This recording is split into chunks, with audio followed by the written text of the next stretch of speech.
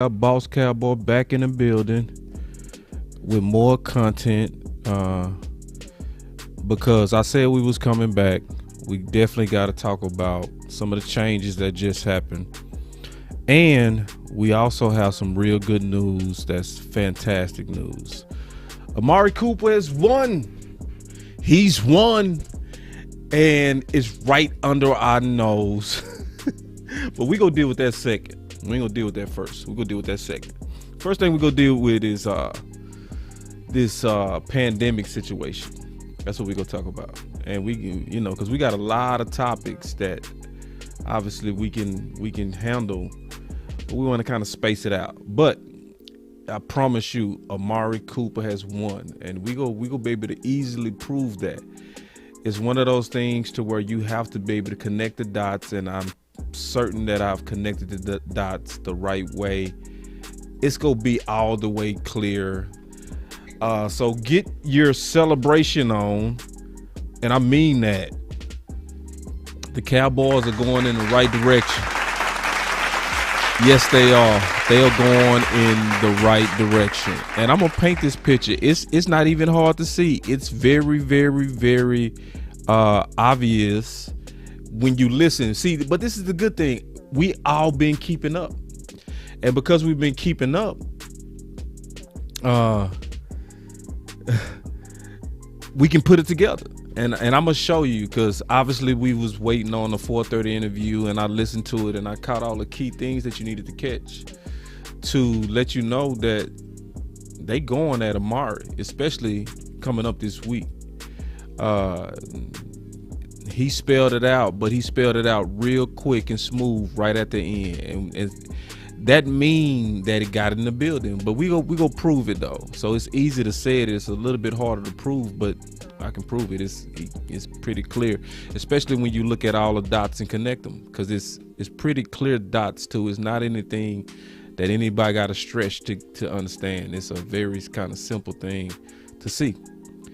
But we go first to obviously deal with, the COVID situation and all that kind of stuff, man, and deal with that. And what does it mean to Philly? What does it mean in the playoffs?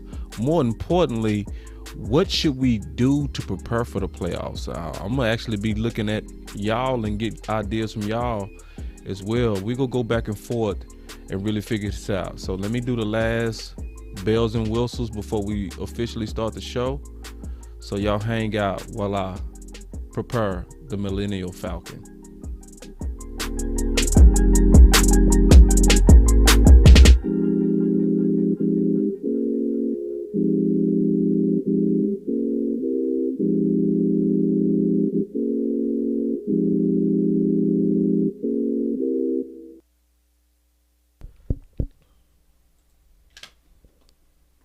Boss Cowboy Sports, where your voice matter. Getting right into the sauce.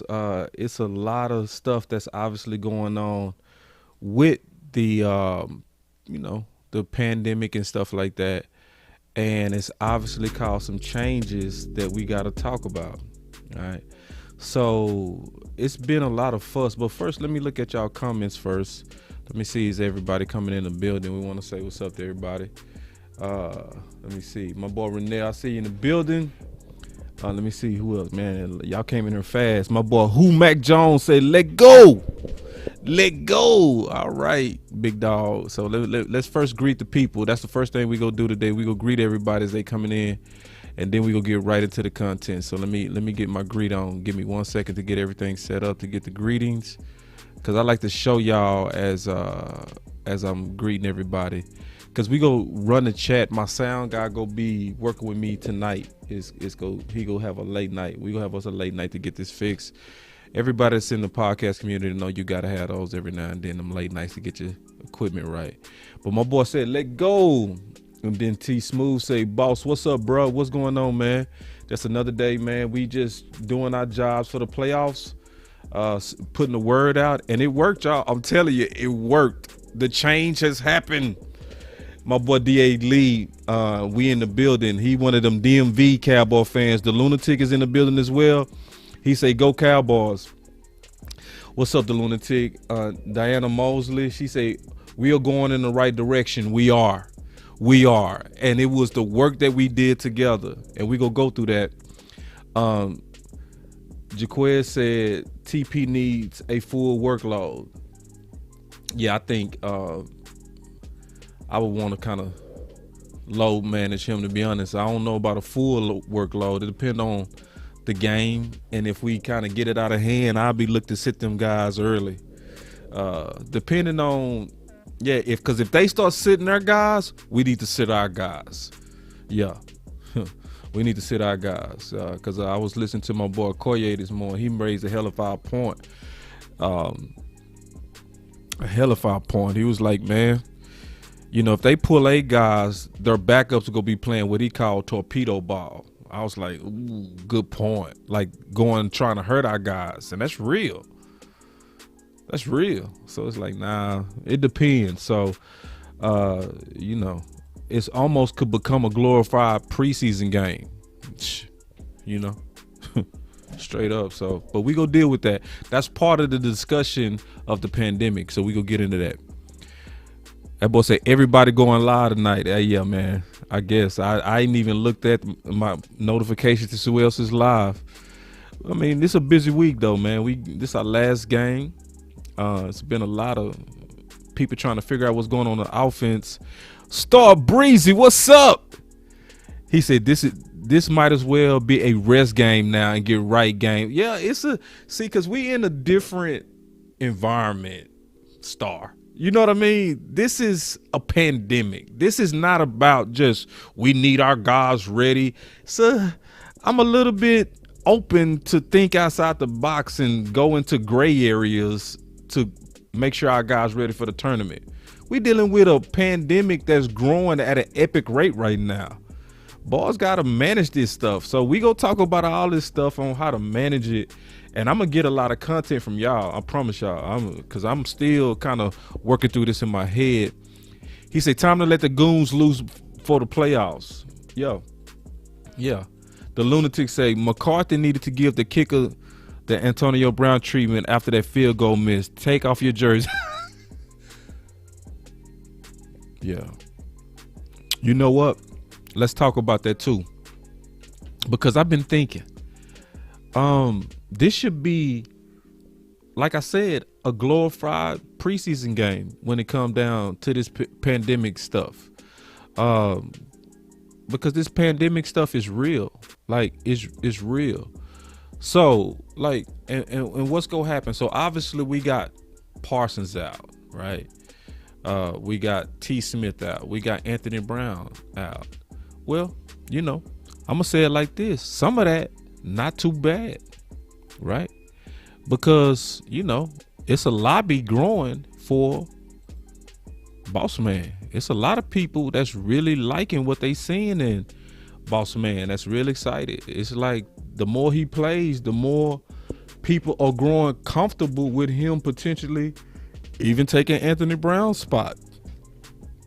At first I wasn't for it. I was like, ooh, that's kind of risky to do that now. Because he never kind of got his, confidence reps. That's generally normal, but the boy is showing some kind of big boy moxie and kind of it factor. He just, Anthony Brown just didn't let him on the field. But now he's going to get a chance to maybe showcase. And remember, them guys are dogs over there. You know what I'm saying? In terms of talent, a good test, for him. And, I'm not mad at Anthony Brown, sitting out and allowing Kevin Joseph to get those reps. Because let me ask y'all a question. When the season start and they announce that La'el Collins was not going to be playing, how did y'all feel? Right? When it came out that he was going to be suspended and they said Terrence Steele was going to be taking over, tell the truth, how did you feel? If you being honest, you was freaking out, right? I remember the conversation because I was a part of it. I was freaking out.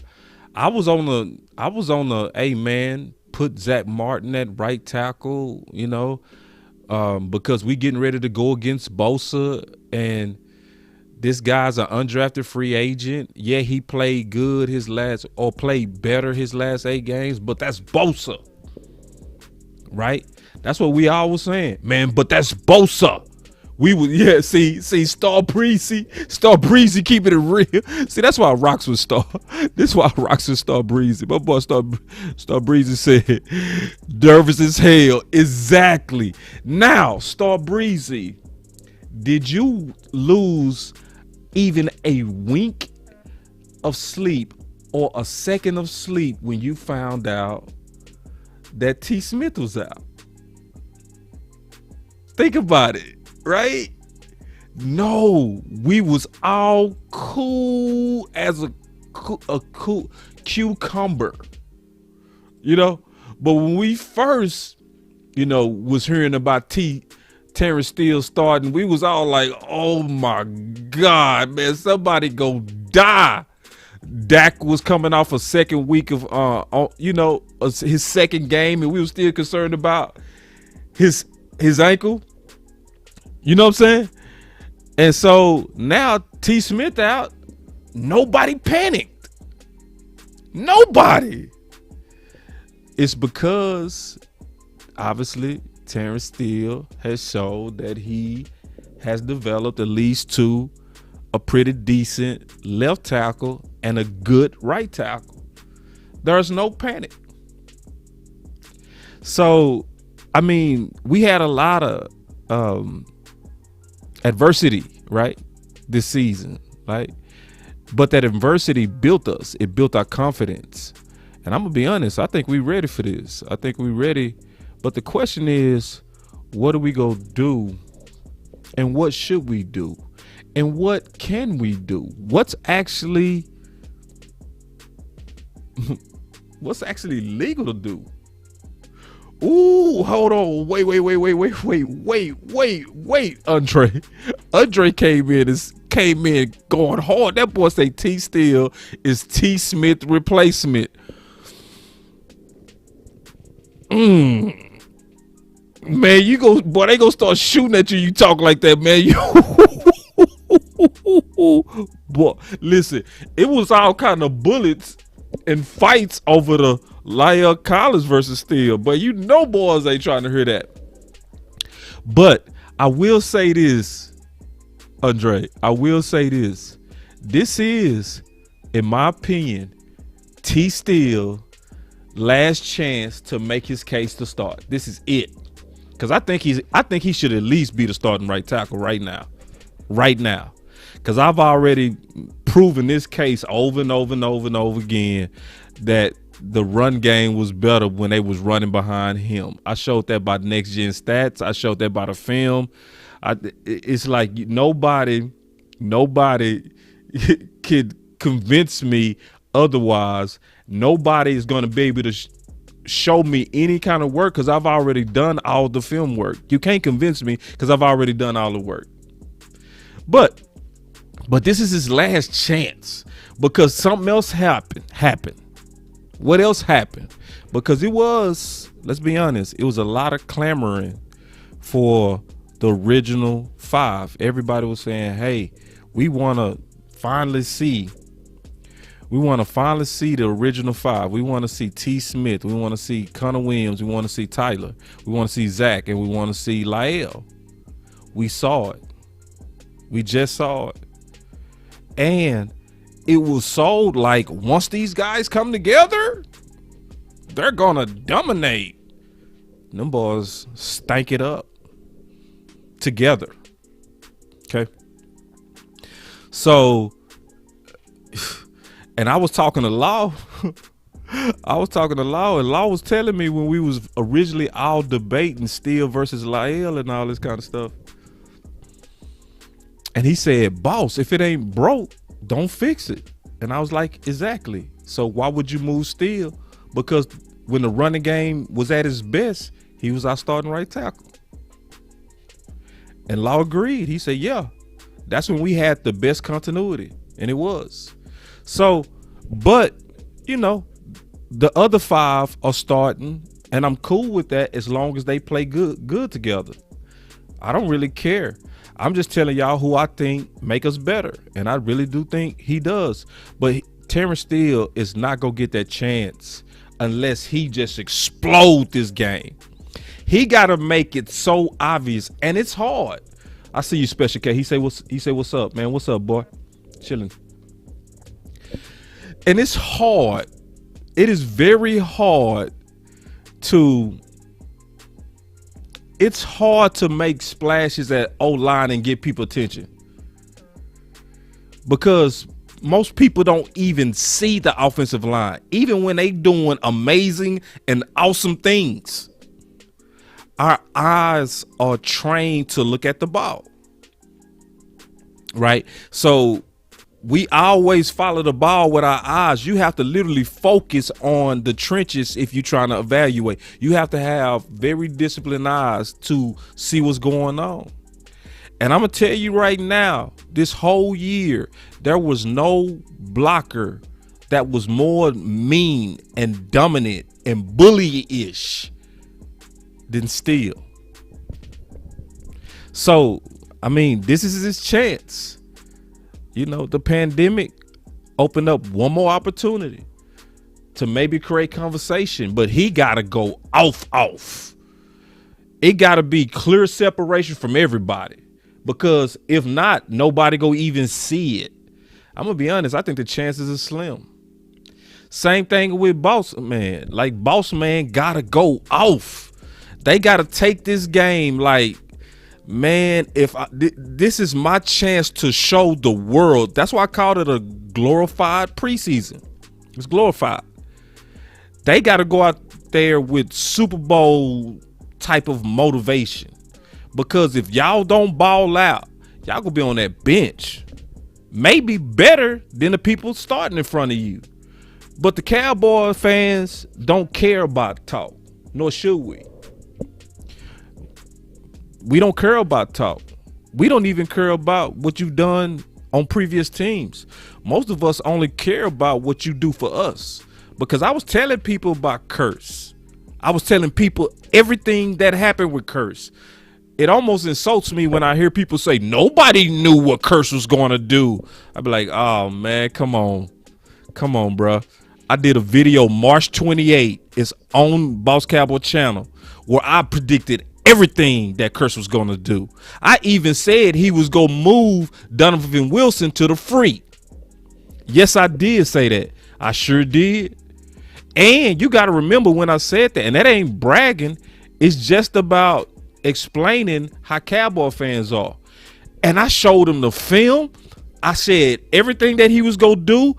I clearly showed how he was better than any safety that we've had here for a while. And I broke it all the way down. And everybody was looking at me saying, oh, until he did it for us. And when he did it for us, that's when people became believers. I ain't mad at that, but that's also the reality of how it is. If we don't see it, we don't care. That's the reality. And we want to see it with us. The Cowboy fans don't care what you do with anybody else. They don't care. You either got to be a big name that's already established, but we don't have the patience as a fan base to hope and believe in people to play good when we don't know them. That's just not how we rock as a fan base. My boy Renell came in with a fat super chat, man. I sure appreciate it. He say, do you think Kellen is trying to... Hold on. Say, I know you, bro. Hold on. Hold on real quick. My boy Renell say, do you think Kellen is trying to not be predictable like his mentor? See, you playing too much, bro. See, Renee, he say, which is why he stays away from the obvious feed, the big dogs. Listen, I went through about 3 videos about that, Renee. I appreciate the super chat. I went through 3 videos about that, and the answer to that question, and the honest answer to that question is, Kellen Moore believes in receiver by committee. The targets clearly show that, right? the targets clearly show that that's the case. If you go look at the targets of Amari Cooper, I'm gonna try to make it big. And I always suggest that people, look at this type of stuff. I also look at next gen stats too. I never kind of I'm showing y'all all my little cheats, man. All the stuff that where I get like some of the best data that'll give you real good clues. Like this is another good one. If you want to see clues of talent, you gotta go to next gen stats and you gotta look at the separation. This is it right here. Average separation per target. See, because this tells you a lot about them guys and their talent, and it gives you a good indication of their skill set. But that's another conversation. We'll talk about that another day. But when you look at his targets, you can clearly see that he's always been treated like a number 2, number 3 receiver by his targets. So, and Kellen Moore messed up Rennell by actually opening up his mouth. See, none of us would have been able to put this all the way together if he didn't talk. Once he talked, we was like, okay, we see what's going on. Because they talked about after the Washington game, they said, was it intentional for you to target it? He was like, it definitely wasn't intentional. See, and it was the way he said it. It definitely wasn't intentional.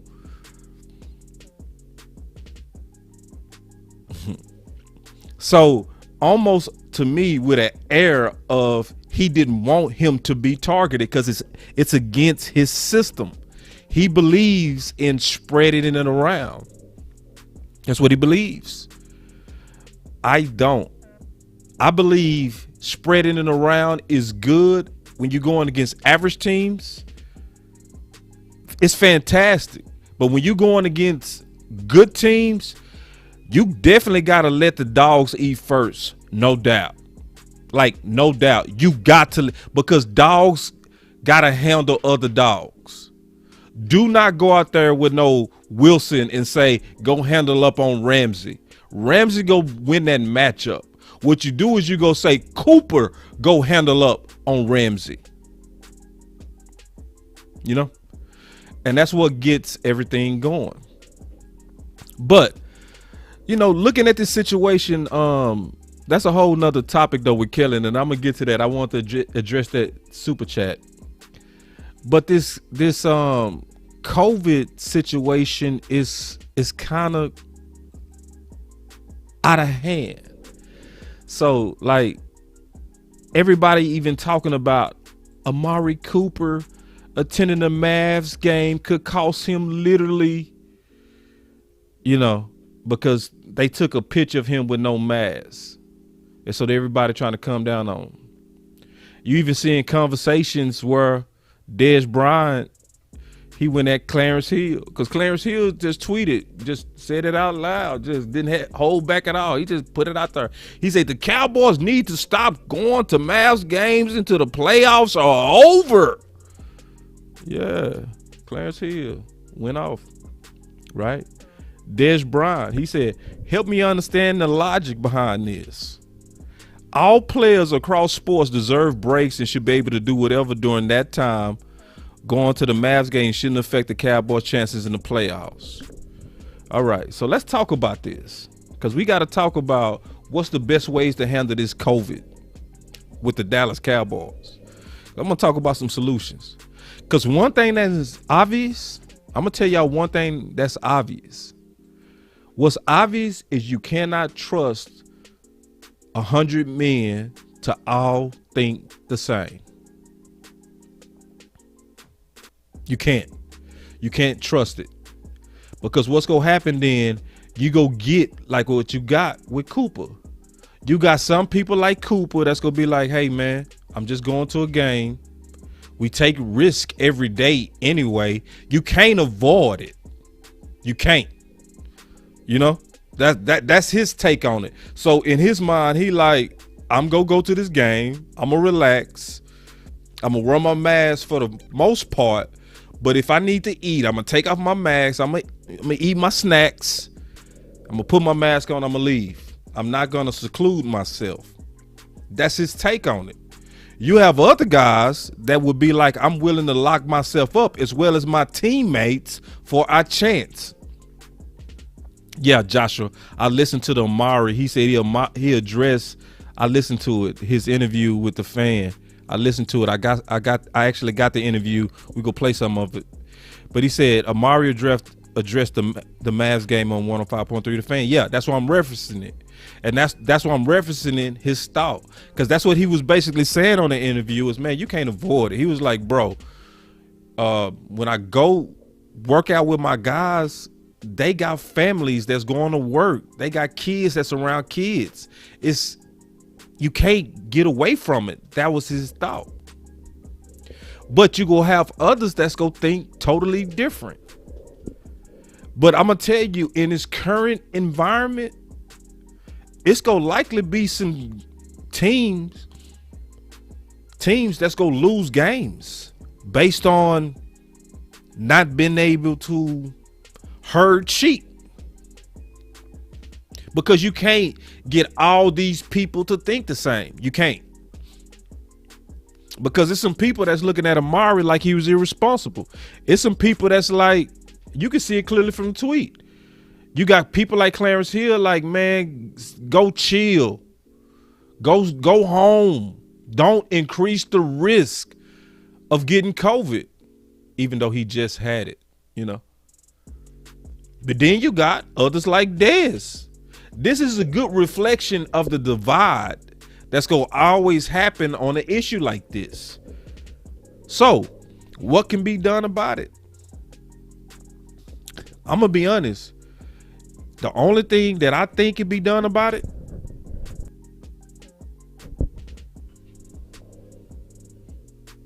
is you got to put them boys in a bubble. You do. You got to, the NFL, if they want a good, fair, entertaining playoffs, they need to bubble wrap everybody the moment they make the playoffs. That's what they need to do.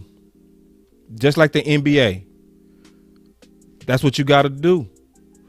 And spend extra money to make it nice as hell. Because when I was working for a Fortune 100 company and we won a trip, this Fortune 100 company paid for us to be in Disneyland. Just the employees. They shut down the whole Disneyland. See, the NFL need to do something like that. Because if you think you gonna get all these players to think the same, it's not gonna happen. And it's gonna be people that's gonna slip. Come on now. Hold on real quick. He said, boss, it's not what you want that's important. It's what you willing to do to get it. Facts. Yeah, I agree. And see, but Coach Marv, you probably 45, 50 or something like that. When you 21, you're not thinking like that. Like, see, remember Michael Parsons came out, right? And he felt guilty. And I agree with you. I would want all of those guys to have the self-discipline to lock themselves up and kind of make it to where it's like training camp. Because everybody know when they go to training camp, they kiss the babies goodbye. They kiss the wives goodbye. You locked up with your guys. That's what you're doing until you get back. You locked up. But see, this is a never seen pandemic and it's growing fast. And you just not go get all these guys to think the same. And Coach Marv is right. Yes, it's not what you want, but I'm just also trying to think like it's guys that's not gonna think mature like Coach Marv. They not go. It's gonna be guys they feel like, and see, we played football or coach football. We all know there are party guys and discipline guys. We know that on every team. It's guys that every time we win, you can't beat them partying. You know that. That's a fact.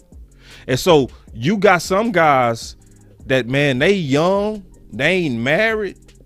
They go take some chances. See, we caught Amari on camera. We caught that one. But best believe, it's way more things going on behind the scenes with a whole lot of people and them youngsters. Believe that. In these Dallas streets, you really believe that these guys are staying away from the pretty things that's sitting out there, the temptations that's sitting out there? Nah. That's why Micah Parsons said he felt guilty. And I talked to a nurse. I want y'all to hear me out on this. I talked to a nurse, and she was talking about how when the Delta virus was growing and it was taking people out, she was talking about one of the worst things that she sees the most is survivor's guilt. Survivor's guilt. Okay. So as she gave me some horrible stories, I was like, ooh, dang. She was like, people don't understand. When you passing from this, it's not like the traditional ways of passing away, where everybody in the hospital holding hands, singing holy hymns and kissing you on your forehead. And then as you pass away, somebody just walk over to you and just, shut your eyes real. Nah. You watch people die over Zoom meetings. That's how you watch your people pass away. And when they pass away, you can't even see the body.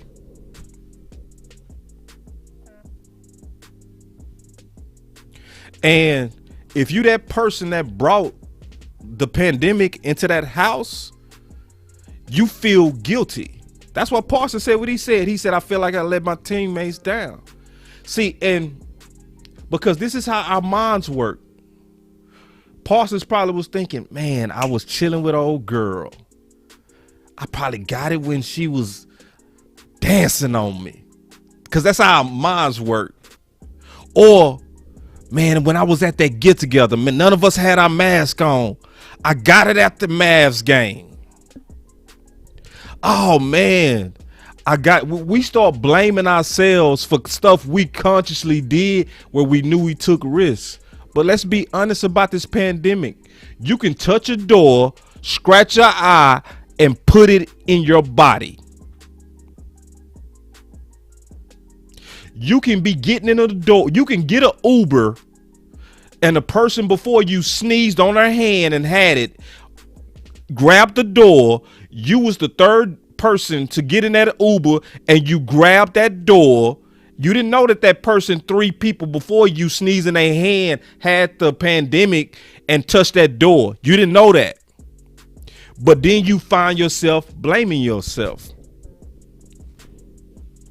So the best thing to do, period, in my opinion, or we are risking, as the Dallas Cowboys, we are risking all this hard work, all this awesome load management to chance, to real just chance, because we ain't heard nothing about Dak yet with that pandemic. Dak can literally go to the store, grab hand sanitizer and be like, okay, I'm being responsible. I'm doing everything right. He could grab a can. He can grab a can to read the ingredients, put that can down, and don't even realize that the person an hour ago picked up that can and had COVID on their hands. To a degree, Amari is right.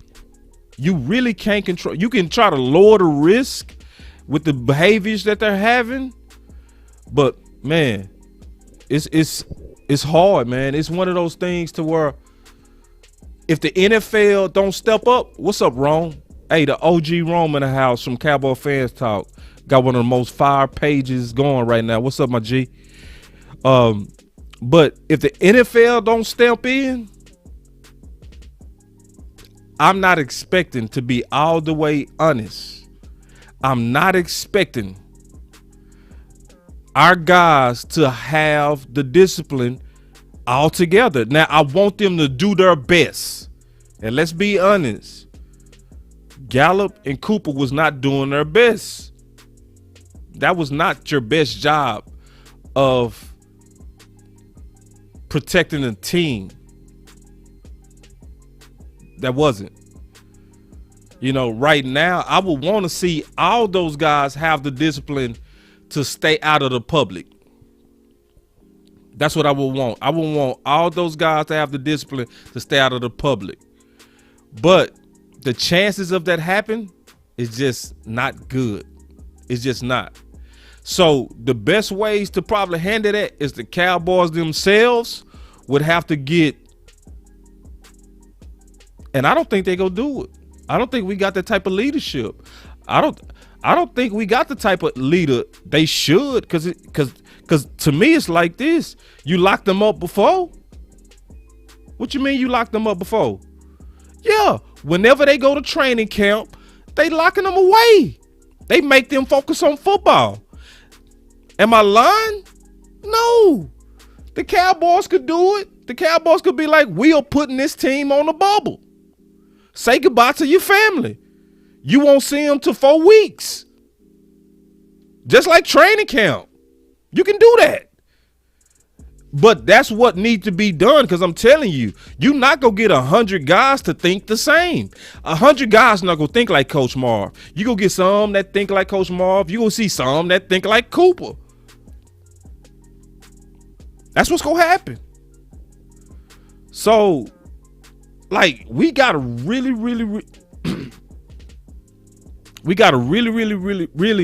just look at this realistic. Just realistic. And the realistic thing to me, to stop us from risking other talented players getting this germ or this virus, is lock them down.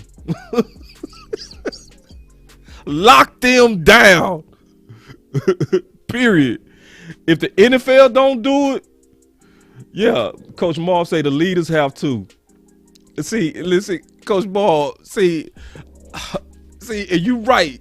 The leaders do got to. Hey guys, for the team, y'all need to have the self-discipline to stay home. See, I know how I was. I'd have been like, yeah, Dak, I got you. Man, I'm gonna be disciplined. I ain't doing nothing for 4 weeks. Then we'll win a game. Listen, I'm being honest. And then my phone will ring. It'll be, ooh, Julie. Hey, boss. Hey, what's up, Ju? Chilling. I'm gonna come through, celebrate the win. Come on. Come on, y'all. Come on. You dealing with dudes 21. 22. What you think? It's going to be, hey, I know you locked down, but you need your back rubbed. After she coming from the club, you sitting there playing PlayStation with the homies. Yoga, fire. Hey, man, y'all got to go. Rain. Hey, man, y'all got to go. Come on now. Keep it real. Don't be lying in here. All these liars. Let's be responsible for the team.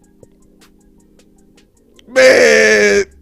Yeah, Dak, I got you. I promise you, I would mean it. When I said it, my boy Pickle Rick said, on God, boss. Yeah, bro. Come on. These boys are superstars. I kicked it with him, bro. I see how he get in the streets. I saw it firsthand. Bro, they line up for these boys. They line up for them. They line up. They just line up like, pick me. For real. Yeah. So I'm not going to be under the delusion, because I promise I would mean it. If my leader came to me, Dak, look me dead in my eyes and say, boss, I know you're a ladies man, but man, you need to hold it down. You need to have you some discipline. You need to have you need to put your, you know what I'm saying, your street life up. I'd be like, Dak, I got you, dog. I promise on my mama. Then about 4 days later, ring. Yo, who's this? Oh yeah, this Amy. I met you about a month. Oh, Amy. Oh, y'all remember you? Yeah. I had such a good time. I want to come by. Come on. Risk. COVID risk. So you not gonna stop that. No, I ain't fixed the sound. Hey, this is my sound, man. Listen, my sound good. It's not my sound, Gary. I can't get these calls. That's my sound guy right there. That's producer G, bro. Anybody want to know? That's one of the coldest producers in the game. If you ever try to start you a podcast or anything, this is the dude. Trust me. You know what I'm saying? So I'm just letting y'all know. It's his fault right now that we not linked up on the phones. I'm also blaming you too, my bro. Not messing with you. So that's why I wanted to give the full context of this pandemic. And you know, and all the guys in here, that's what Jessica saying, stop, boss, stop. Listen, I gotta give you the truth, Jessica. I gotta tell you how men think. I gotta tell you the truth. All these dudes in here like, you not lying. I know I ain't lying. We would all say it and mean it. Yeah, we would. That's why Parsons said he felt guilty, because he was thinking about any one decision that he made where he knew he took a little bit of a risk. And he was like, it could have been Julie. It could have been Amy. It could have been them times I was at the get together and them times that I took off my mask and we were just laughing and we was, you know, jamming Happy Feelings in Beverly Mays and it was all us having. Yeah, you got to lock them down. If you don't lock them down, streets coming to them, family coming to them. This is the facts that I learned. 90% of people that get COVID get it from inside their own house. Because it's from the people you trust. Like, when do you take your mask off? When do you take your mask off? You take your mask off when you get home and you kiss your wife and you say, hey, come here, kids. And they come hug you. You start taking all kind of risks. You miss the discipline all day. Hey, I need you 6 feet back, sir. I need you to stand back, sir. Yeah. We go to the store. Oh, I left my mask. Oh, let me go get my mask. Then as soon as we get home, oh man, let me take all this. Whew. Yeah. And that's where it come from. That's where it come from. It come from your house. So you gotta lock these bars down. See, I ain't gonna lie to you. I'm gonna tell you the whole truth. You know what I'm saying? Because guys go naturally.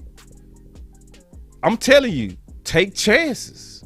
Cooper to a degree was right. Like, bro, you can't get away from it.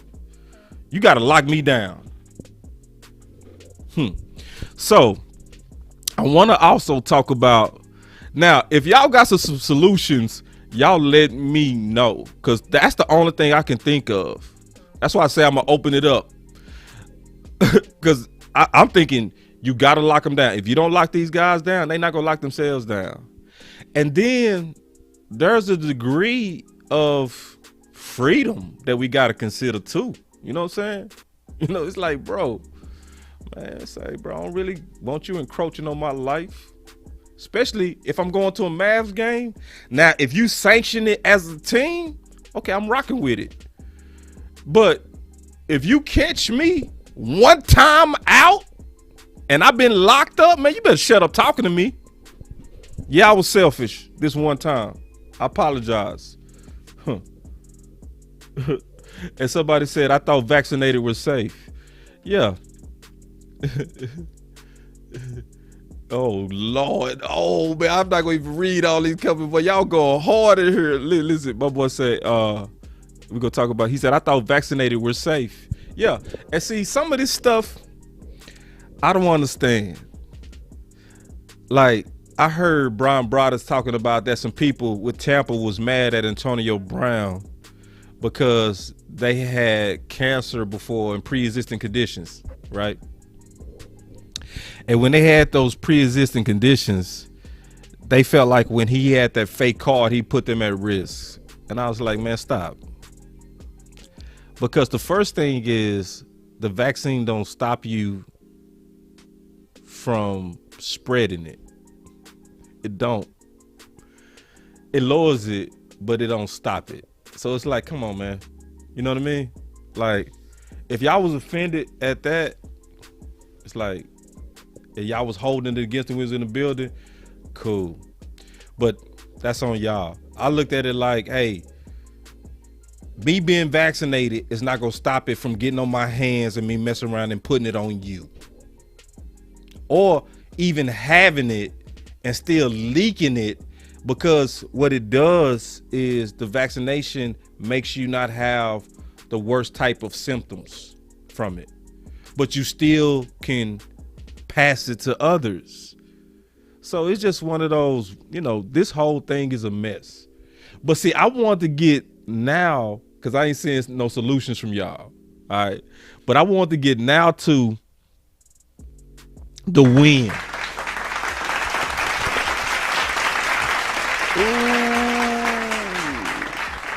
Because our boy Cooper has won. And a lot of people has not peeped it. Okay. So I'm going to give you the evidence that Cooper has won. And why is this a big deal? Because I told you I was going to give you some bonus content today. Because it just came out, but I promise you, most didn't see it. I don't think the fan peeped it when they was interviewing him. They didn't even peep it. I peeped what he was saying. He won. I'm telling y'all, listen to me. Cooper has won the war. Nah, not the war.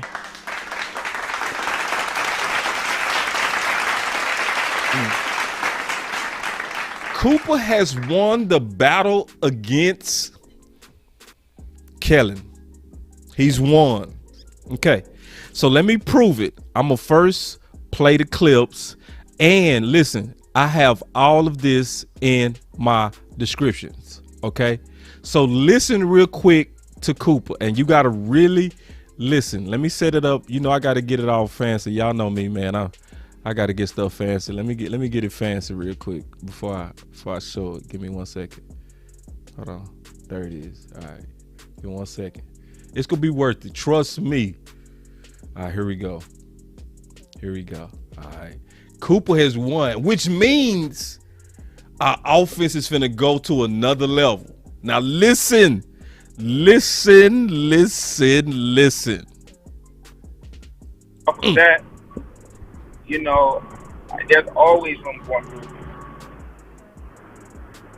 Amari, let me ask you another thing. Do you feel like the organization has your back as a player? I don't see a reason why they wouldn't.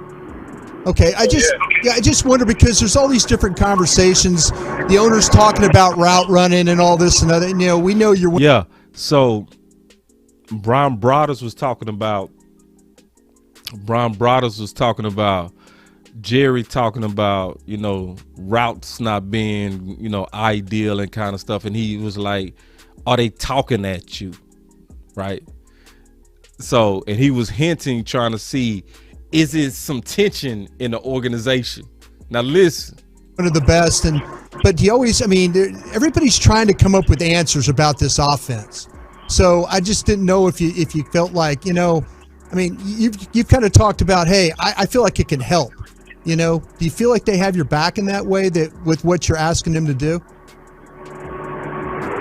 Yeah, like I said earlier in the week in another interview, like, you know, there are definitely some opportunities in there for me to get going this week, and hopefully I can take advantage of those opportunities. All right. So that's the key part. He said there's clearly some opportunities this week that hopefully I can take advantage of, right? And you'll say, that don't mean nothing. No. That means everything, because you got to combine that with what he said before. Remember, Cooper said he knows when they're going to target him because they show him during the week.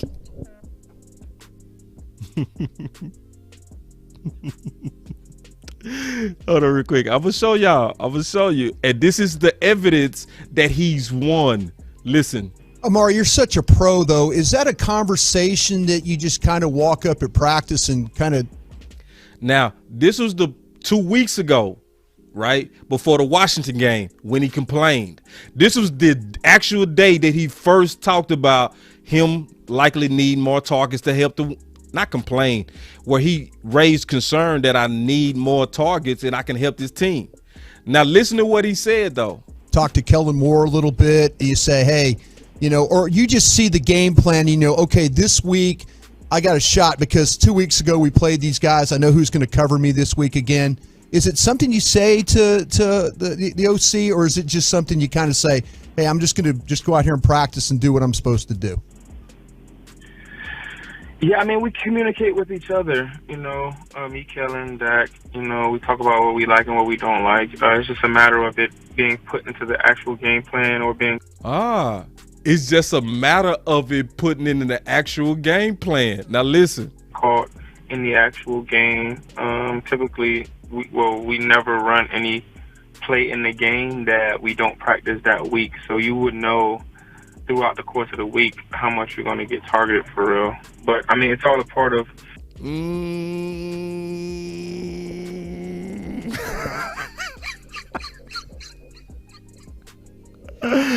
That is a W, ladies and gentlemen. That's it. Oh.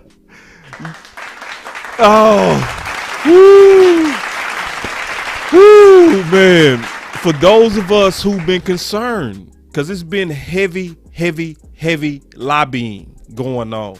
And I'm going to tell you, because this is the key to knowing he won. When Brian Broaddus, he asked him, do you think they care about you? He said, I can see from this week that I'm going to get my targets. Oh,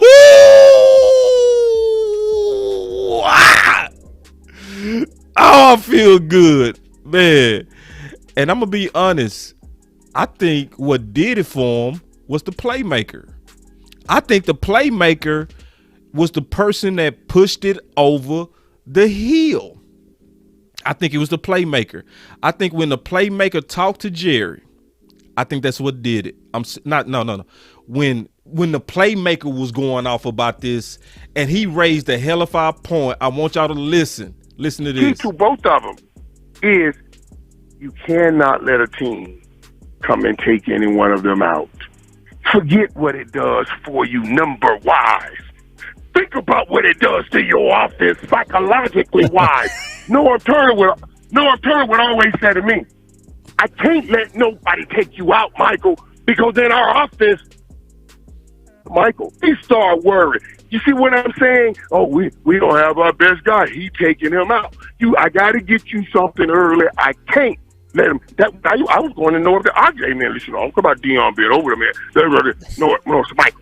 You don't have to. Hold on, that's the dopest part to me. That's dope on both sides. See, listen, Playmaker was talking so fast, it's sometimes hard to catch what he was saying.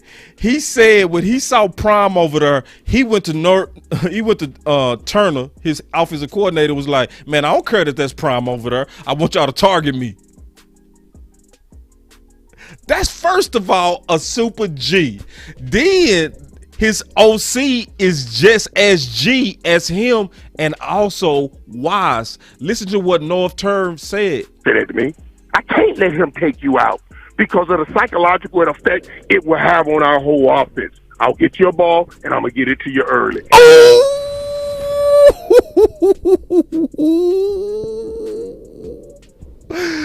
Ooh. Listen, it's no way he told Jerry that.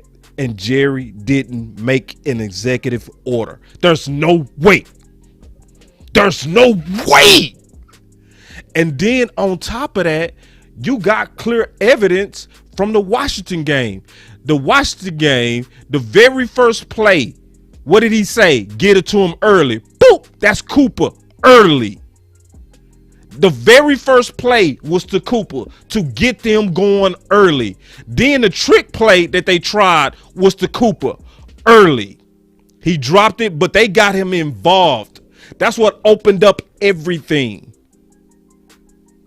And they kept doing it. They kept Amari, and it was, you could tell these are plays. See, look, this play he's gonna fake as if he was doing a crackback, and then he's gonna sneak out. That's a play that's designed for Cooper. It was all about, in the Washington football game, let's get Cooper the rock. And when you started the game with Cooper getting the rock, it also opened it up for CD Lamb. CD Lamb began to go off easily because you first started with your dog. And somebody say, can't force them. Nah, you ain't got to force. You can scheme them. You don't have to force anything. Because if you listen to Michael Irvin, he also talked about how Devontae Adams and Cooper. Let me ask you a question. Everybody, let me ask you a question. Do you think defenses, you think they don't know these balls go get the ball? Huh? Do you think they just sitting back there like, hey, hey, they might throw it. They go take what the defense give them. So if we take them away, no, Mike was like, it's no taking them away. You don't take away. And then North Turner was like, we not gonna let nobody take you away. Just from the psychological effect. A lot of people want to get Kellen Moore back, like it's smart to have this committee approach. Yeah, it works. It works when you go on against the Giants. Oh, it's excellent when you go on against the Jets. That committee is bullshit when you go against Tampa. It's going to be some trash when we face Green Bay. When we walked up on the B team of Arizona, oh, try to lead off as Schultz as your primary target and see what they get you. An L, just like what we just got. But if you're trying to get this offense going, listen to the playmaker. The playmaker said it straight up. No, you don't even kind of come talk to me about Prime. I'm going to you. And we know that happened in history. Somebody say it works in college. I don't know what that means. You might have to explain that. I don't know what that means. But yeah, like people think we saying just throw Amari every ball. We not saying that.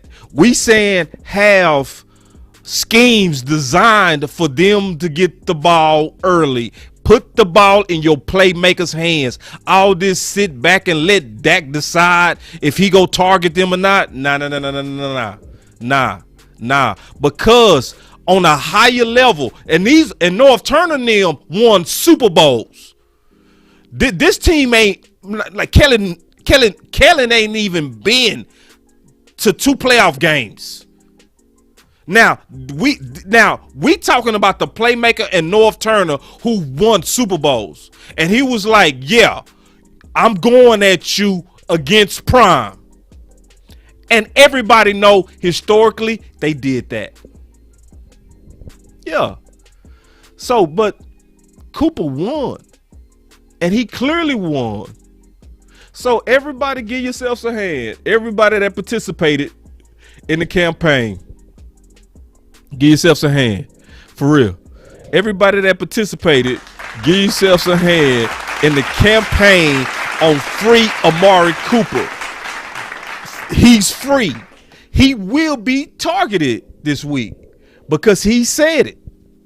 And you know he not lying because he said in the earlier interview 2 weeks earlier, I know when I'm going to get the targets based on practice. So when you see, let me ask you, so for all the people out there, don't force it. All right, I'm with y'all. So for all the people out there that's on, don't force it. I want y'all to This is not forcing it. This is him winning on a route on an inferior athlete. That's 4 yards of separation and the ball is already out. That is not forcing it. Your guy Cooper is going to win. You don't have to force it to guys that win. You don't. That's 4 yards of separation on the first play. Boom. Right there. Easy pitch and catch. Then this is obviously them designing a play for Cooper because they cleared it out for him. And they also was going to run this fake pitch play to where he's going to catch it and pitch it to Cooper. It was designed for him. These are design plays for him. So what was supposed to happen, remember, Cedric Wilson was going to lob it to him. He just dropped it. But this was the design. This is not forcing. These were schemes. These were things that they practiced. You think they just showed up and said, hey, let's just do a flea flicker. Let's just no. They schemed this. They did this at practice. That's why it's timed the way that. That's why he walked the way that he is. It was designed to look like I'm not involved in the play. Yoga fire. Yoga claim. This is called scheming. And the playmaker said you got to do this early with your number one. Y'all listen to the playmaker one more time. Except I'm gonna go back a little where y'all can hear him a lot more clear because the playmaker went hard. I want y'all to listen to the playmaker. Listen, please. Listen. You go screaming. You go right at the cornerback because you want to threaten his greatest position, which is over the top. He doesn't want you to go over the top, so he's going to back up and give you that room.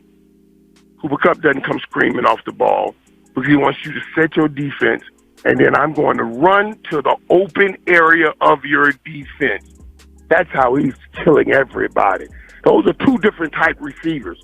But the key to it, the key to both of them is you cannot let a team come and take any one of them out. Forget what it does for you number-wise. Forget what it does for you number-wise. For all the analytical people. Think about what it does to your offense psychologically wise. Ooh! Yoga fire. Yoga fire. Y'all Yoga listen. claim. Norm Turner would always say to me, I can't let nobody take you out, Michael, because then our offense, Michael, he start worrying. You see what I'm saying? Oh, we don't have. Uh-huh. So now we understand the psychological effects of not targeting your best guys early.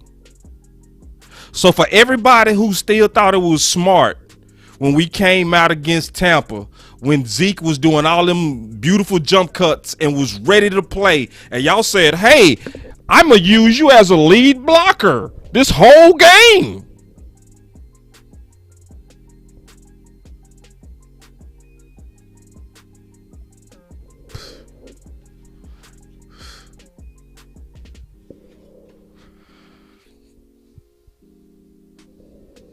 What?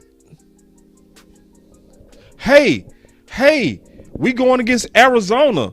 I'm Kellen Moore. I'm smart. I got a plan. They have backup corners out there. I have Cooper and CeeDee Lamb. How about we hardly give you guys some targets and let's beat these guys with our system?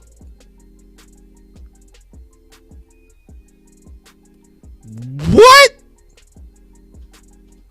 Yeah, we needed that L. I'm fully convinced. That was an L that was right on time because it bullseyed the whole nation at a flaw that most of us couldn't see clearly. We was falling for the mirage of yards. We was falling for the mirage of production against average teams. But when the Arizona beat us with that B team, and we looked at the production of how we attacked them, we was like, none of this made any sense.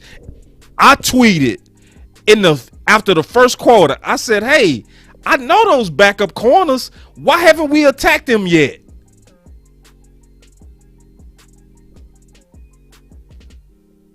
And then I was listening to Aikman. He started saying it from the second quarter all the way to the fourth quarter. He started identifying one-on-one matchups because he was scratching his head. He was like, that's trips on the right. So that mean is single coverage on the left. They clearly getting ready to go at it. Oh, they didn't? He was saying it all day. Did anybody listen to Aikman? It it wasn't just me hearing that. I'm pretty certain it wasn't. Both of the starting cornerbacks were out. And we didn't attack them with Cooper or Lamb. Ooh. Yeah, that caused a frenzy. That caused a major frenzy. And Boss has something to say. Y'all listen up to Playmaker. Of our best guy, he taking him out. I got to get you something early. I can't let him. I was going to know if the argument, man, listen, I'm talking about Dion being over there, man. No, Mike, you don't have to say that to me. I can't let him take you out because of the psychological effect it will have on our whole offense. I'll get your ball, and I'm going to get it to you early.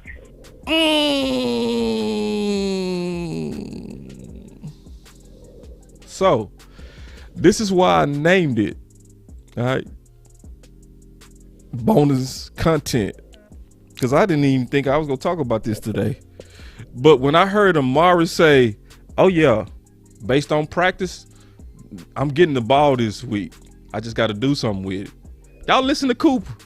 Y'all, I'm showing you one more time. Because, see, I'm trying to show y'all I'm not making this stuff up, man. I'm not making this stuff up because you got to hear the whole and I promise you, it went over their head.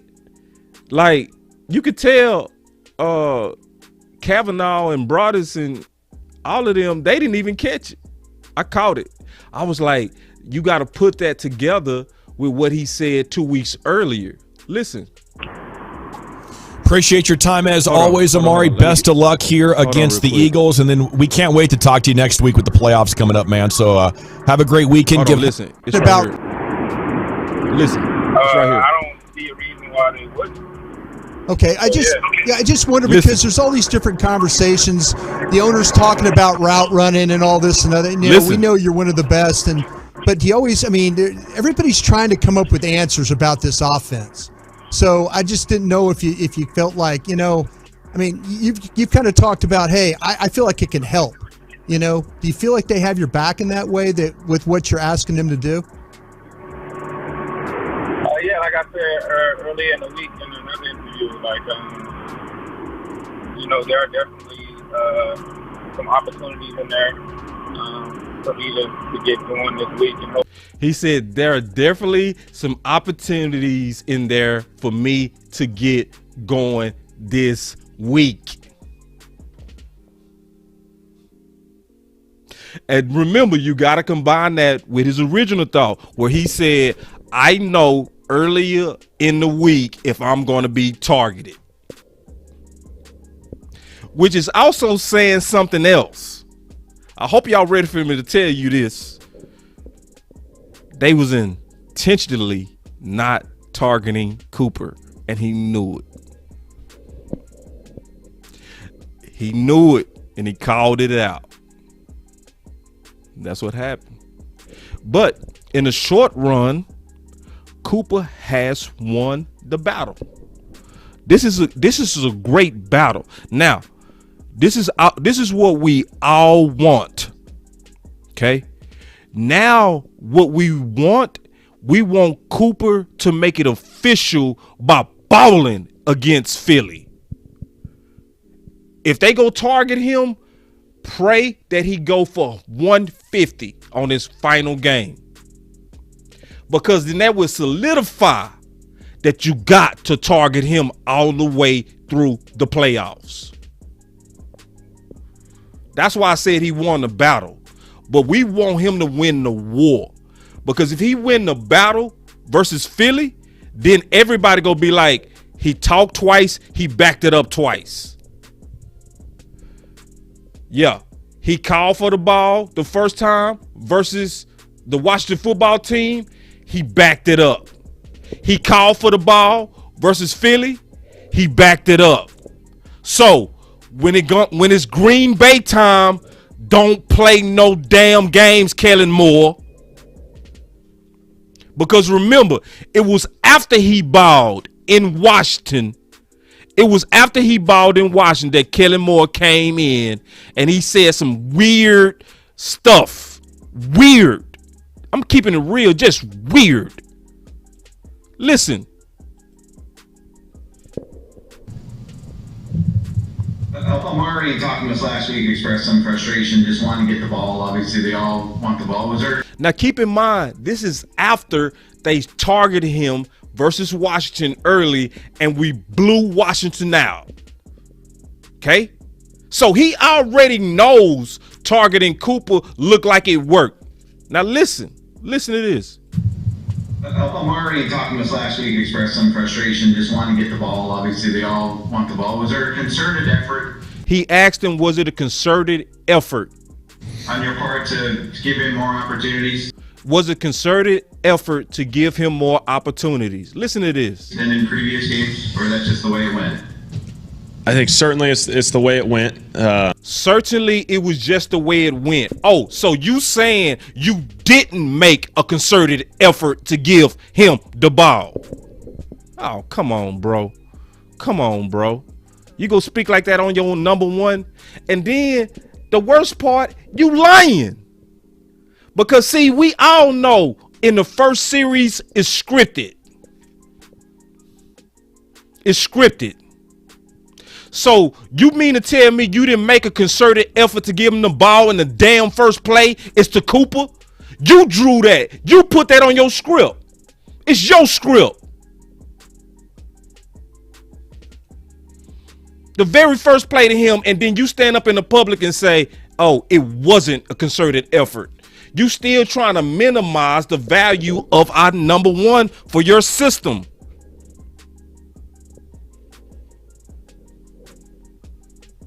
That's why we all should be clapping that Amari has won the battle.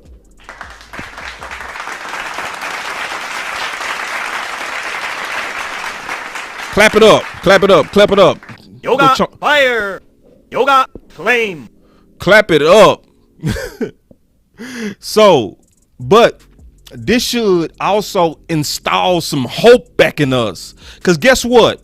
We all lost hope. Let's be real, bruh.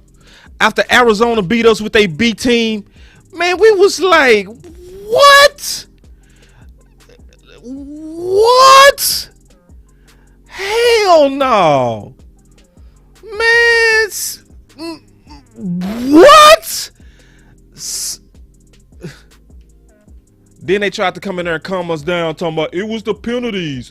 It was the penalties. Hey, y'all, we played a good game. It was the penalties. Hey, y'all don't panic. Man, boss is like, boy, if y'all don't get out of here with that bulls, it was not no penalties. It was not no penalties. You did not target your best guys. Then you come out there after the Washington game, after we blew them out, after clearly starting by targeting him early. What did the playmaker say? The playmaker said this. He said, the psychological effect to your team. And see, this is the sad part.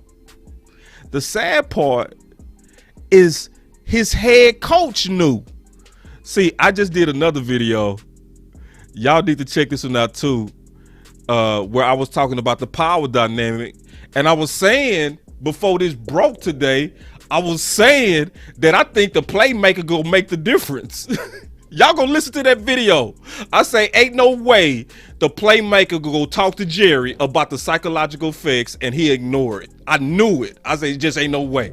It just ain't no way the playmaker gonna go say, hey, Jerry, I need to talk to you, sir. Yes, Mr. Playmaker. How may I help you, Michael Irvin? Yeah, I want to talk to you about some things I'm seeing, sir. What's that? Well, you know, I love the Cowboys, and I understand what y'all doing with this receiver by committee approach, but I totally disagree with it. What you mean? I mean, Cooper's not getting his targets. It's just clear. And there's a psychological effect to it. But our offense is working, Michael. It's working against weaker teams. Now we getting ready to play nothing but dogs, sir. Okay, well, explain the psychological effect that you're talking about. Well, I'm gonna give you a perfect example, because me and North Turner, you know, when we was getting ready to play San Fran, I went up to him and I was like, hey man, I don't credit that's Dion. I still want you to target me. And he was like, hey man, you didn't even need to come to me, because I was gonna target you anyway. And it wasn't just because of you. It was because I can't show the rest of our offense that they got a guy that can stop you. That would be a bad psychological effect. But that's also the effect that's happening to this offense. We literally had the perception like backup corners was taking away CeeDee Lamb and Cooper. You got to go at them early, boss. Huh. Jerry. Okay, I'll call a meeting. We'll talk about this. That's what happened. I promise you, that's what happened. Thank you, Playmaker. Playmaker, thank you. Thank you, 105.3 The Fan. Thank you. Because they put that heat.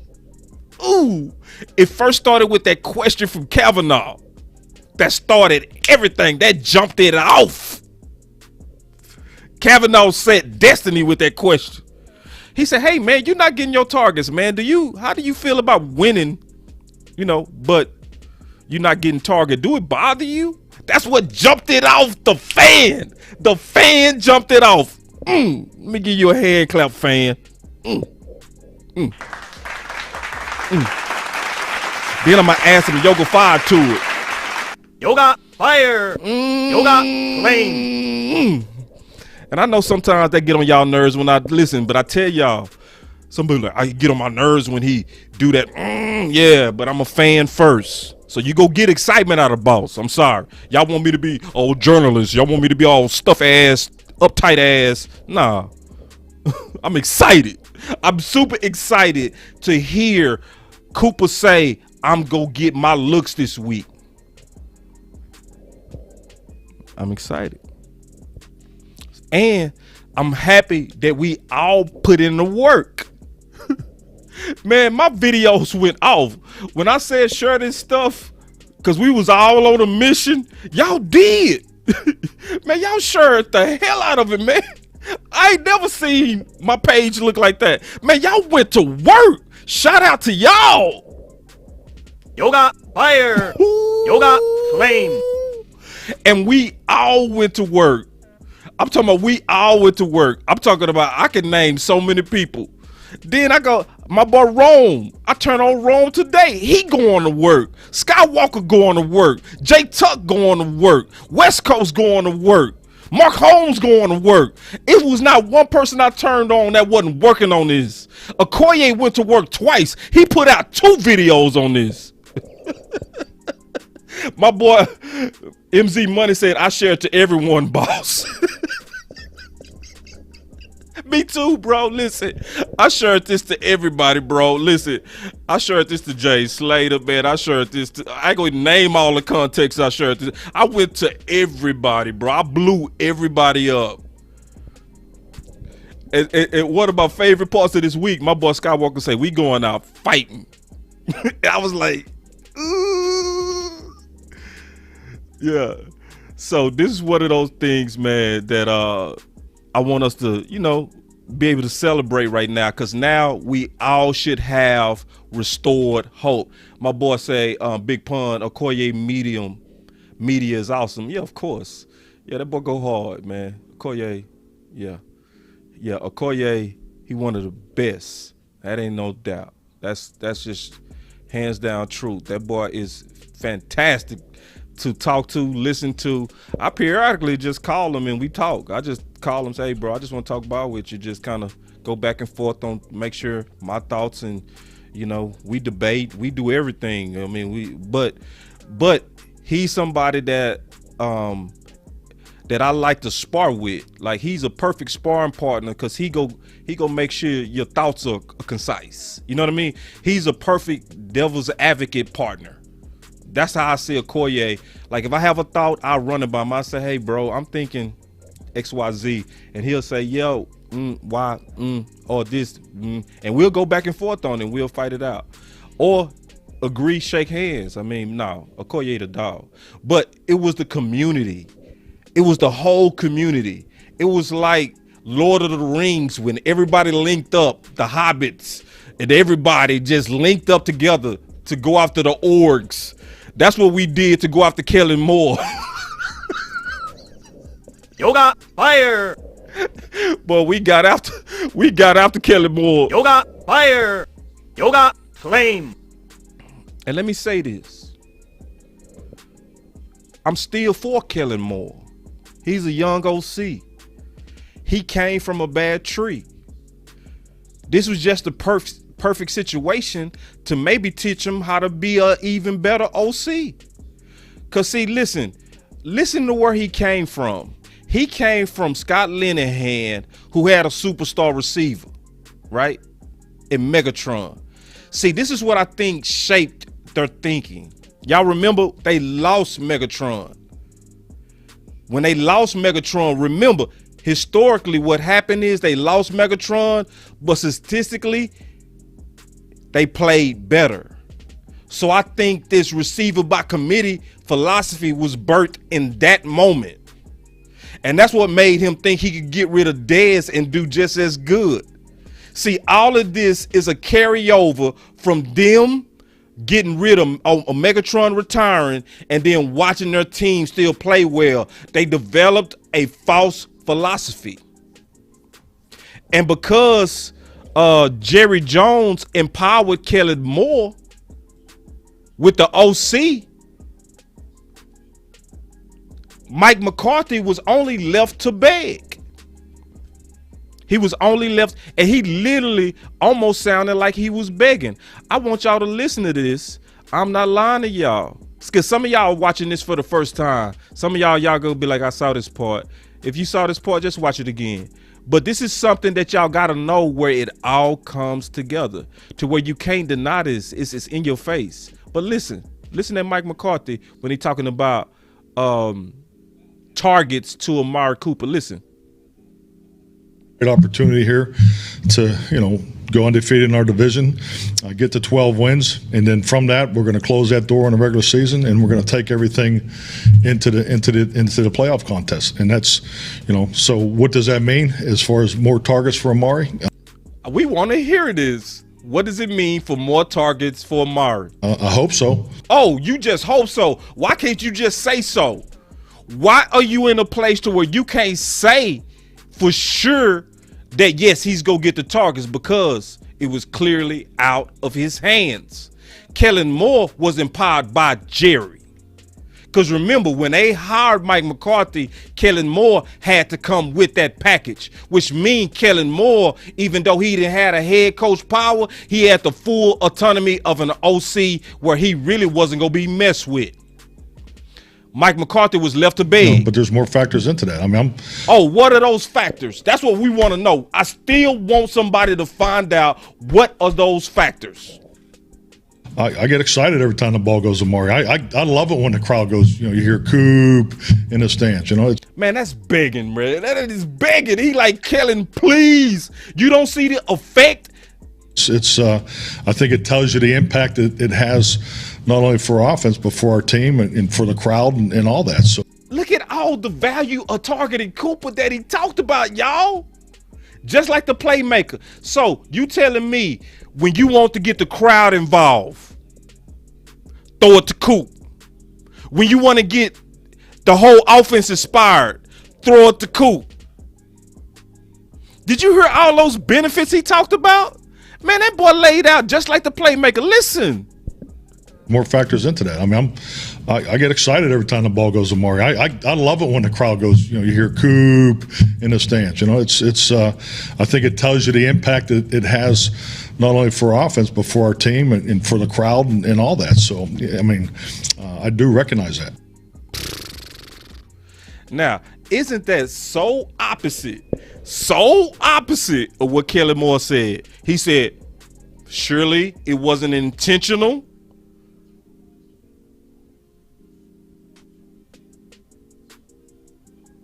Yeah, I played it.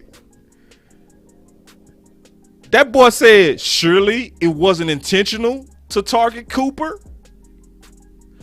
Isn't that totally opposite of what you just heard from Mike McCarthy?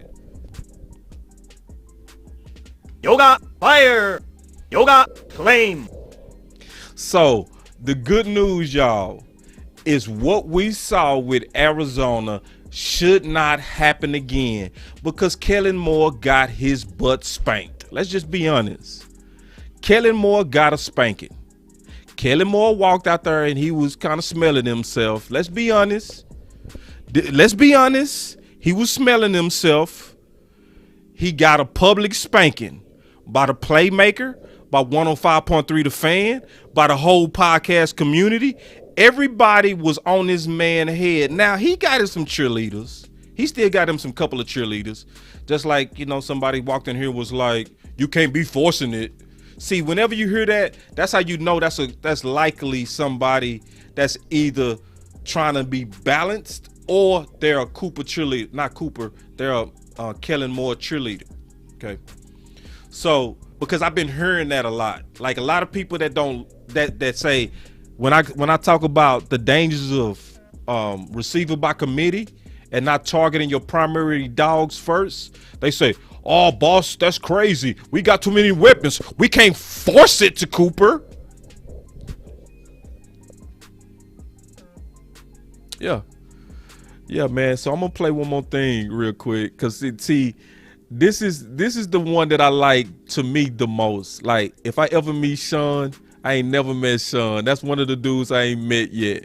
But if I ever meet Shan, I'm going to dap Shan up for just how he went about this. I love the passion of how Shan was just going off, and he just kept it real. I just really appreciate it because I listen to the fan. I'm a real Tolo. I do turn it on and I leave it on. I be listening because it's a lot of clues that come through the fan. Like they get some fire interviews where you can get a good clear out view of what's going on. But listen to my boy Shan. Listen. Mike, give us the truth on the receiver targets.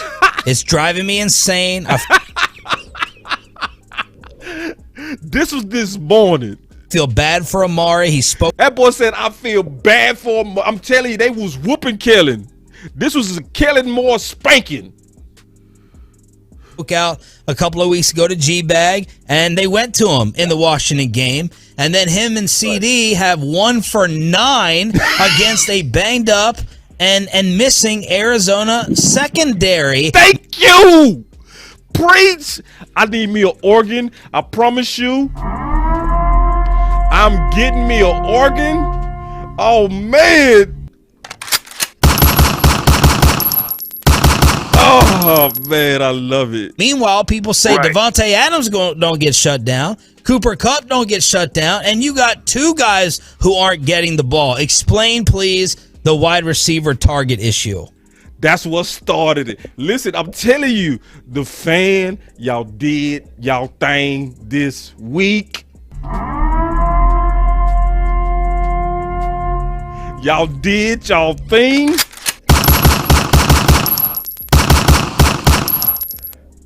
Perfect. Man, so I want y'all to be encouraged. See, because I know that loss to Arizona deflated a lot of people's spirit. It did, and it should have. But now we got clear reasons on what happened. We got clear reasons. So, and they making, from what it sounds like when you listen to Cooper, the right adjustment. And a lot of people did not pick up that he was saying, I'm going to get my targets this week. That's why I said Amari won the target battle versus Kellen Moore. He sure did. He won the battle, y'all. Yoga fire. Yoga flame. And we just need that last thing. Please, my man, when they target you, make it so obvious that they target you through the whole playoffs. Because remember, Amari Cooper is so cold. He's so cold that when he first came to the Dallas Cowboys, in 8 games, he had 783 yards. And even right now, with third in targets, he's still first in touchdowns. Ooh, see, I gotta take this comment. I was just gonna get out for her, but this comment right here too far. I can't leave off this because this is a fire one. He say Dak is listening to more. Damn, bro, you a vet now. Ooh, I can't fight that. I can't fight that. As much as I love Dak, I can't fight that. I can't fight that. I think Dak, you know, he trusts, because he's also, let's be real, he's also from Jason Garrett and Scott Linehan. Remember, it was Kittner that freed him up. It was Kittner like, hey, bro, let it loose. Do your thing. If you make a play, I'll take the heat. Y'all remember Kittner said that? And Dak let loose. That was one of Dak's best years throwing. And that's also, see, nobody can deny that. And this is not picking on Dak. You got to be able to say this type of stuff because Dak might hear this video. And Dak might be like, you know what? Them boys making sense. I'm finna take full control. That's why we can't say our voice matter, but then act like we can't say anything about ways to even improve Dak. Because Dak will improve when he breaks certain rules. Because we all know Romo will break some rules. We all know that. One of the key things that Michael Irvin also said, are y'all in a hurry or do y'all want me to just break this all the way down? Y'all let me know. Because if y'all ready to go, I'll cut it. But I want to show you something that Michael Irvin said about why Adams get his targets. I'm going to go ahead and show you. I'm going to show you because it's too important. Listen to real quick to where the playmaker said why Adams get his targets. Listen. I'm having an issue with it myself. I'm having an issue with it. Doesn't mean I can explain it. Because I said this other night on Inside the NFL, you know, and it's just what you guys are talking about. Like, there's sacred ground that I hold for the duo of Joe Montana and Jerry Rice. It's on sacred ground. I put nobody up there. I don't put anybody up there. I call the man Jesus in cleats. He's on sacred ground. But this Devontae Adams, Aaron Rodgers, I'm putting. Oh, hold on. So I hit the wrong button. I'm trying to be too fancy. On that sacred ground. When I watch, so you can combo him inside and out, and he still gets open. Me and Julian Edelman was talking about this. It's phenomenal. And one of the things that he has that I believe people don't give him enough credit for, it's just short space, so much short space quickness. Devontae out, you know, in and out. And just able to beat you in any kind of way, and great air awareness in judging a football. Great, I mean, just great at it, man. You can't beat them. I don't understand how we get our receivers shut out. I just don't understand that. And when you have not one good receiver that the defense can focus on, but you have two good receivers, it makes it very difficult for a defense to over-focus on any of them. But I just have to say that it goes back to the junking it up and the coverage that we have to figure out. Michael, do you believe, I know I'm asking the wrong guy, but do you believe that a receiver can be taken out of the game if they want to? The old Belichick of I'm gonna put my number one on your number two, and I'm going to put my number two with the safety against your number one. Can a receiver be eliminated, and why doesn't Cooper Kupp and these others get eliminated?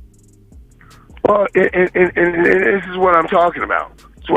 First of all, the combination that we just talked about with Aaron Rodgers and Devontae Adams, you can't eliminate it because Aaron Rodgers don't care. So why did he say Adams get all those targets? Y'all heard it. Let me rewind it. You can't eliminate it because Aaron Rodgers don't care. Because Aaron Rodgers don't care. In other words, Aaron Rodgers is leading the target campaign on Devontae Adams.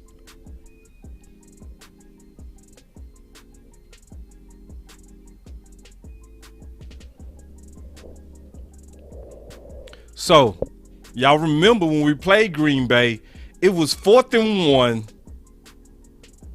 Romo said, all these guys good, but in this moment, I trust one dude, Dez. On the 4th and 1, he threw a fade. Listen, that's not a high probability throw. That's a low probability throw. But it didn't matter. He was like, I'm going at the dog. So when people say that system got to Dak, I think it did.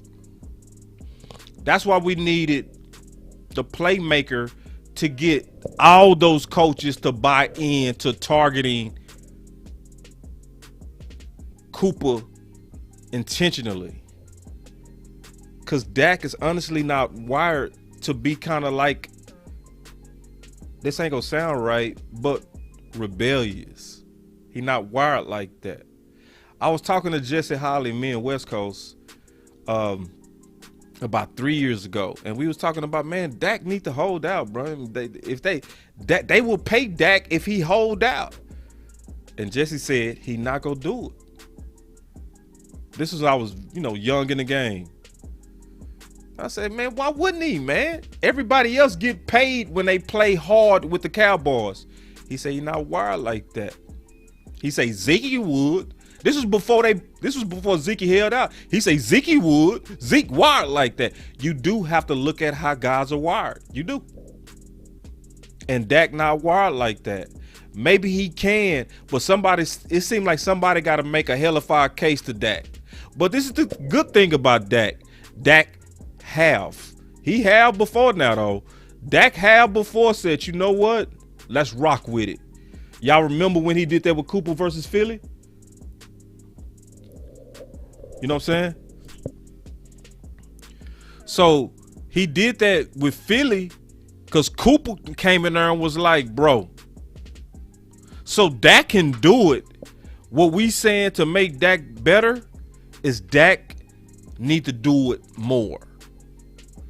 So because Kellen Moore is likely going to be low-key trying to push back for his receiver by committee concept. And you got to have a quarterback that's like for instance, if he try to y'all listen to me. If he sub out CeeDee Lamb and Cooper for Noah Brown and Cedric Wilson, Dak need to be the type that waved them back like, no, I'm sticking with my guys, my dogs. That's rebellious. But he's earned the right to do that. He's already paid. See, Peyton Manning and them can do that. Drew Brees could do that. Romo could do that. Dak just need to do that. That's all he got to do. But that's if he try to result back to receiver by committee. Dak got to be like, I ain't doing that. That's just what it is. So we just giving all the solutions to help us win 6. This is not a knock on Dak. This is just the reality of what'll make this team better. Period. Because I know a lot of people get real sensitive whenever you bring up certain people. People get sensitive when you talk about Kellen Moore. Some people get sensitive when you talk about Cooper. A lot of people get sensitive when you talk about Connor Williams. I don't know why. Connor Williams, they just like, God damn, y'all love Connor Williams. I don't know. You know, people also love them some Lyle Collins. They love, but you bet not talk about Steele. Ooh, boys will be like unfriending you. But people then you talk about Dak and you say anything that can improve Dak is taken like you hating on Dak. It's like, bro, listen, I didn't write all these articles on why he should be paid, and I didn't go directly at the Joneses on a lot of their decisions to be a kiss ass. I'm sorry. So if I see a way for my quarterback to improve, everybody should know it's no hate coming from me. It's no hate. This is just all of us having a real conversation of what's going to improve. So yeah, let's just all be cool. But again, the good news, and this is factual, Amari won. So let's be happy, man. This is Boss Cowboy Sports, where your voice matter. I'm out. Y'all look for some more content that's gonna be coming tomorrow from the OC and I. Or I might take tomorrow off, man. We've been busting a lot of content, but we got a lot to talk about, man. A whole lot. You know what? I'm gonna talk about the refs tomorrow. I'm gonna do a whole thing on the refs. I'm gonna do a whole thing because it's a whole lot stirring in my mind on this ref stuff that people not talking about. So y'all stay tuned. Y'all make sure before we get out of here, man, to definitely hit that like and subscribe, man. You know, do that. Like, you got to do that. That's what boosts these videos. Hit the like. That's what boosts it. Just a simple hitting of the like. Hit like, it boosts it. It's going to recommend it to other people. All right. So that's one thing. All right. Also, we always happy to take the gifts, and every time I check, y'all do. So I appreciate that. But we obviously need more. We really do, because I got to make some investments. I actually got to have a late night session tonight. I'm really having a late night session to fix my sound in my phone. That's gonna cost me some money. So, like, cause I always pay my boy Producer G. I always do. You know what I'm saying? So, but I pay for us to have the ultimate experience. You know what I mean? To where I can hear your voices. It's clear sound. Producer G always get it right and all that kind of stuff. So we appreciate that. And for everybody that super chatted, we appreciate you. Mostly, thank y'all for getting down with this campaign. Thank y'all for making your voice matter. Thank y'all for being, not because you're a fan of Amari Cooper, because you're a fan of the Cowboys. You was on team free Amari Cooper and target him like a number one. I'm so proud of everybody that got behind that and let our voice matter. This should be a real example of why we should stick together and be willing to work for the things that we believe, because we proved it. And after it was proven, I'm so proud that the people that rock with Boss Cowboy Sports, man, they got behind this, man. I'm talking about all them videos hit the thousands. All of them hit high likes. All of them hit high shares. Share this one. Share this one too. We just need to make a habit of it, just to where we pushing out content that's going to help us win. But y'all stay up. It's Boss Cowboy Sports, where your voice matter. Peace.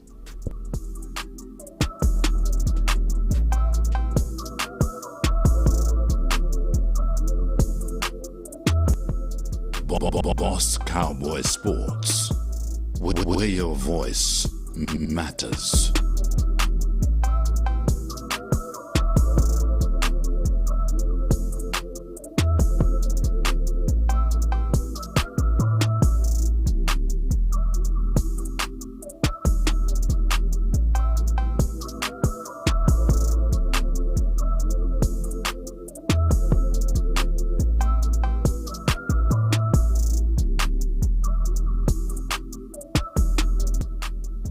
Boss Cowboy Sports.